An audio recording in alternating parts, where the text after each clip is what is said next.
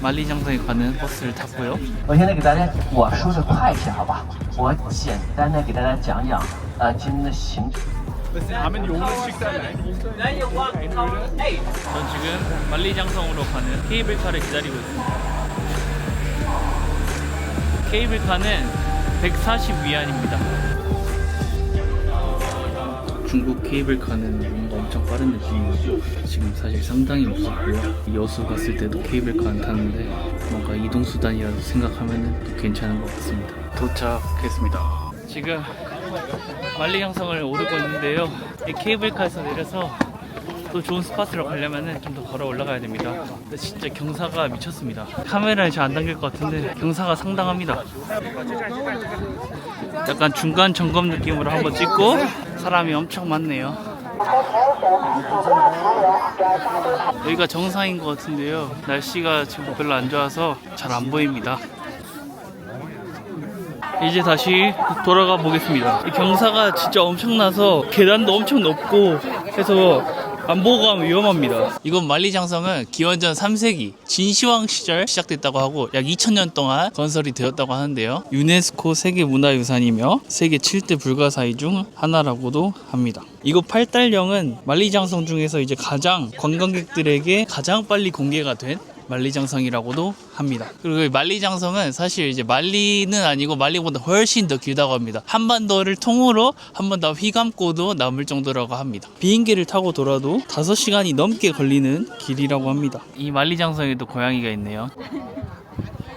만리장성 위에서도 음식도 팔고 뭐 다 하니까요. 오셔서 배고프시면 드시면 될 것 같습니다. 저희는 이만 다시 돌아가 보도록 하겠습니다.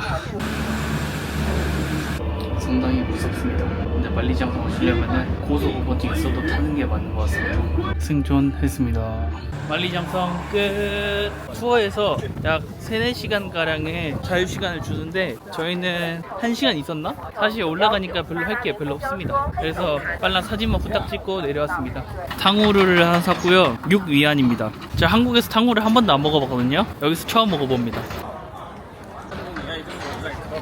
이래서 사람들이 탕후루에 열광을 했었군요. 맛있습니다. 엄청. 주문한 버거가 나왔습니다. 중국 KFC는 주문하기가 굉장히 어려운 것 같습니다. 일단 무조건 앱을 통해서 주문해야 되고, 물론 직원이 주문을 받긴 하지만 우리는 일단 중국어를 못하고, 그리고 직원분들이 너무 바쁘셔서 번역기 걸려서 그럴 시간이 없습니다. 앱으로 어떻게 했냐면은 알리페이 들어가시면은 KFC를 들어갈 수 있더라고. 알리페이에서 여기 지점을 찾아서 매장에서 먹기 해가지고 주문했습니다. 코카콜라보다 펩시를 더 좋아합니다. 왜냐? 펩시만의 그 단맛이 있습니다. KFC 와서 웬 비프 버거냐 할 수 있지만 저도 모릅니다. 그냥 시켰습니다. 여기 팔달령 만리장성에서는 주변 음식점들이 다 비싸서 KFC로 많이 온다고 합니다. 왜냐면 KFC가 가장 싸기 때문에.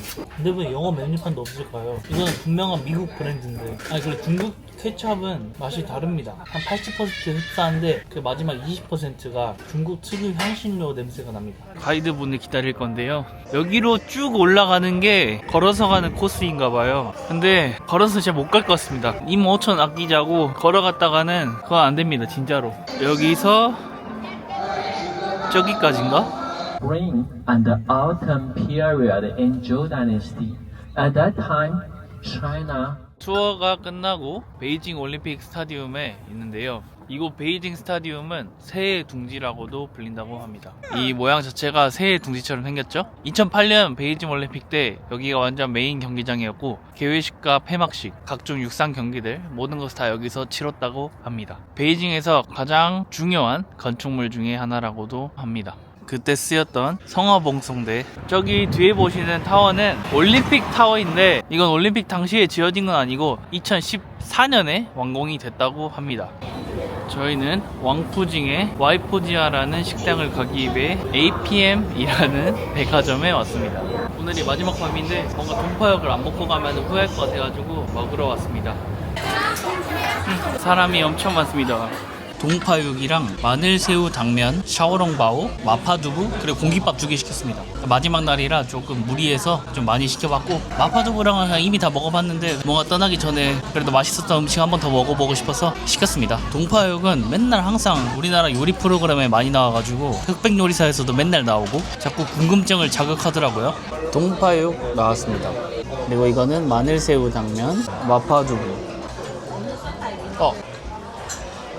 와, 녹차 식당보다 훨씬 매콤합니다. 고추기름에 넣은 순두부 느낌? 굉장히 부들부들하고 맛있습니다. 마늘새우 당면. 한국 잡채랑 맛이 좀 비슷해요. 비슷한데 완전 그 기름 범벅인 맛이고, 한국 잡채에 마늘을 엄청 많이 넣고 새우 넣은 느낌? 약간 당면으로 만든 알리오 올리오 느낌입니다. 엄청 맛있습니다. 동파육에 전복도 같이 넣어주더라고요. 가장 궁금했던 동파육, 그냥 한국식 갈비찜? 근데 엄청 진한 갈비찜 맛입니다. 엄청 진한 전복. 전복은 갈비찜에 들어간 버섯 맛. 그리고 만두도 나왔습니다. 육즙이 터져버렸습니다. 만두가 사실 제일 미치긴 한데 만두도 맛있네요. 정말 만족스러운 식사를 했고요.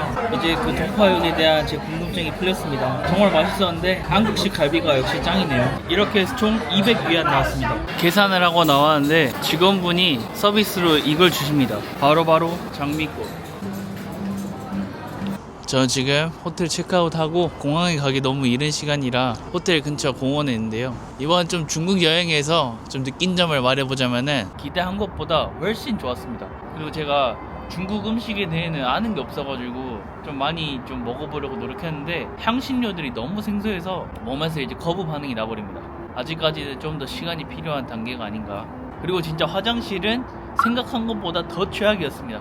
냄새는 뭐 당연하고 아직까지도 그 재래식 화장실을 다 쓰고 있어서 화장실이 10칸이 변기라면은 9칸은 푸세식이고 1칸만 이제 양변기. 약간 아직도 이런 시스템입니다. 호텔도 마찬가지고요. 백화점도 마찬가지고 그냥 다 그랬던 것 같아요. 그래서 남자들은 뭐 상관없는데 여자들한테는 중국 여행 난이도가 좀 더 높지 않을까라는 생각이 듭니다. 물론 상하이는 모르겠습니다. 베이징은 이렇습니다. 그리고 전기차랑 로봇 사용량이 엄청납니다. 중국에서는 정말 되게 다양한 브랜드가 있는 것 같고요. 태어나서 막 처음 본 자동차 브랜드들이 있는데 그런 자동차 브랜드들이 이제 다 전기차를 만들고 사람들이 엄청 많이 전기차를 탑니다. 돌아다니는 차를 보면은 거의 한 40%는 전기차가 아닌가. 그래서 좀 깜짝 놀랐습니다. 뭔가 확실히 이런 부분에서는 중국이 앞서 나가고 있긴 하구나. 그리고 로봇은 이런데 로봇을 쓰면은 좀 재밌을 것 같은데 라고 하는 부분에 그냥 다 로봇을 쓰는 것 같습니다. 고속도로 톨게이트에서는 차에게 티켓을 주는 로봇팔 뭐 그런 게 있었고요. 사실은 아직까지는 쓸모가 없어 보이는데 뭐 이런 게 좀 더 발전하다 보면은 나중에 좀 많이 무서워질 것 같습니다. 이상 여기까지가 이제 제 중국 여행 느낀 점이었고요. 이게 중국어를 못하니까 좀 상당히 여행을 하는데 애로사항이 많았습니다. 이게 뭐 물건을 사고 뭐 할 때는 상관이 없지만 사람들과의 이제 소통이 안 되니까 여행의 재미가 반감이 된다 해야 되나? 그럼 이제 슬슬 공항으로 이동해 봐야 되겠습니다. 중국은 여기 공항 들어올 때 폭발물 검사를 해야 돼가지고 여기서 잠깐 대기하다가 들어가야 됩니다. 캐리어를 붙이고 공항에 있는 식당에 왔습니다. 돼지고기 고추 볶음이 나왔습니다.